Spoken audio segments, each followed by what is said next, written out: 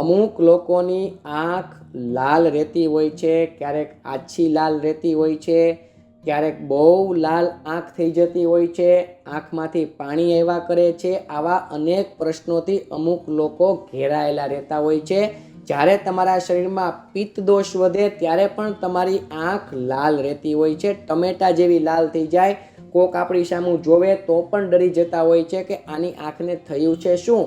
અને અમુક લોકો જ્યારે ગુસ્સો બહુ કરે છે, જ્યારે ગુસ્સાને કારણે એના શરીરમાં પિત્તનો ઉપદ્રવ વધે છે, ત્યારે પણ એની આંખ લાલાશ પડતી તમે જોઈ શકો છો.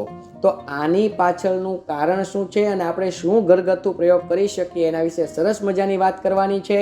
હું વૈદક વિદ્યા ચેનલમાં આપ સૌનું હાર્દિક સ્વાગત કરું છું. આપ સૌને મારા પ્રણામ. જય ધન્વંતરી.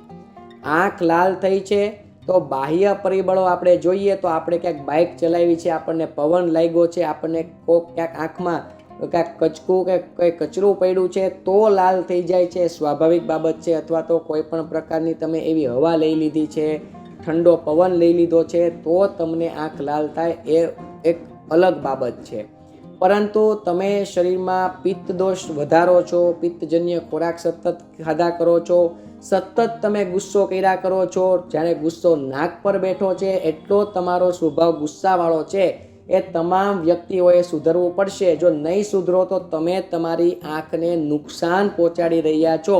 પરિણામે એવું ન થવું જોઈએ કે વધતી ઉંમરે આંખના બીજા રોગો સામે લડવું પડે અને એની ટ્રીટમેન્ટો કરાવવી પડે. તો આપણી જ્યારે આંખ લાલ રહેતી હોય, આંખ લાલ રહેવાને કારણે પાણી પડતું હોય, ત્યારે પ્રથમ ગુસ્સો કરવાનું બંધ કરી દેવાનું છે. નંબર 2, પિત્તજન્ય ખોરાક ખાવાનો નથી. પિત્તજન્ય ખોરાકમાં શું શું આવે તો કે તીખું, તળેલું, આથાવાળી વસ્તુમાં શું શું આવે? Dhokla, idli, South Indian food, આથો નાખેલા ફૂડ, આ પ્રકારના ફૂડ આવે. પછી ટમેટા, ડુંગળી, લસણ, તીખા તમતમતા ફાસ્ટ ફૂડ, જંક ફૂડ, તળેલા નાસ્તા, ખાટા ફળો, અડદની દાળ, બાજરો, ભીંડો, આ બધી વસ્તુ તમને પિત્ત વધારી શકે છે. જો તમારા શરીરમાં પિત્ત દોષ વધેલો હોય ત્યારે થોડોક સમય પૂરતી આ તમામ વસ્તુઓનું સેવન કરવાનું નથી. બીજું કે એમ છતાં પણ તમને આંખો લાલ રહ્યા કરે છે તો સરસ મજાનું એક ચૂર્ણ ઘરે બની શકે છે. એમાં થોડાક ધાણાનો પાવડર લેવાનો, થોડોક વરિયાળીનો પાવડર લેવાનો, 2 સમભાગ લઈને મિક્સ કરી દેવાનો અને એના અડધા ભાગની સાકર લેવાની, એ મિક્સ કરી દેવાની અને એને તમે સવારે અને સાંજે જમ્યા પછી તમે પોણી ચમચી અથવા 1 ચમચીનું સેવન કરી શકો છો. આ ચૂર્ણનું સેવન કરવાથી તમારા શરીરમાં વધેલો પિત્ત દોષ છે તે મળ દ્વારા બહાર નીકળી જશે, પિત્ત શાંત થઈ જશે. પિત્તજન્ય રોગો શાંત થઈ એટલે તમારી જે આંખો, જે અંદરથી જે તકલીફ છે અને એને કારણે આંખો લાલ લાલ રહ્યા કરે છે, આંખમાંથી પાણી પડ્યા કરે છે, એની તકલીફ ધીરે ધીરે બંધ થઈ જશે. નંબર 2 કે તમે બાઇક પર જાઓ છો, તમે ચશ્મા નથી પહેરતા, ઠંડો પવન લાગે છે, તો એને કારણે તમે વ્હાઇટ કલરના ચશ્મા પહેરવાની ટેવ પાડજો.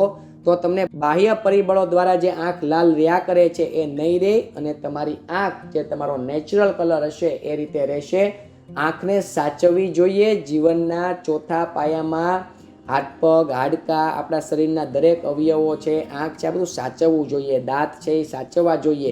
આપણે જ્યારે યુવાન હોઈએ ત્યારે આપણે કશું ધ્યાન રાખતા નથી અને જીવનના ચોથા પાયામાં હેરાન થઈએ છીએ. તો આ હેરાનગતિ ન કરવી હોય તો આંખ લાલ રહેતી હોય, સતત આંખ લાલ રહેતી હોય તો એના ઉપર થોડુંક ધ્યાન આપજો, થોડોક પ્રકાશ પાડજો અને એને મટાડવાની કોશિશ કરજો. આપ સૌને મારા પ્રણામ. જય ધન્વંતરી.